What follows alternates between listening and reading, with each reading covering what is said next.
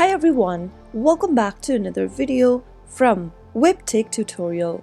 In today's episode, I'm going to be showing you how to change your Apple ID on MacBook Pro. So let's get started without wasting much of our time. First of all, go ahead and click on the Apple logo in the top left corner of your screen. Once you are done, click on System Preferences from the menu. In the System Preferences window, look for the Apple ID button at the top right. Once you open up Apple ID, click on the Overview option from the left-hand side panel and click on Sign Out. Once you are done signing out of your Apple ID, go ahead and enter a new Apple ID you would like to use or change to, and click on Next. In the Password tab, you will need to type in your password. If you don't have a different Apple ID, you can create one by clicking on Create Apple ID and follow through the prompts. After filling in both of your Apple ID and password for the new account you would like to add on, click on Next, and if prompted, enter the verification code sent to your other device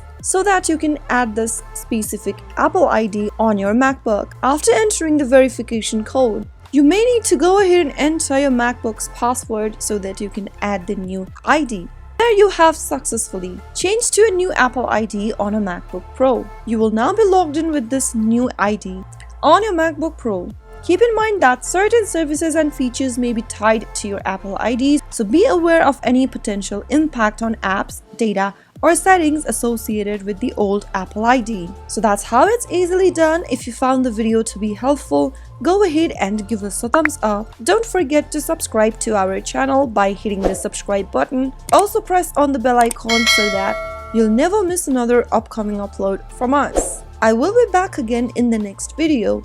Thank you for watching.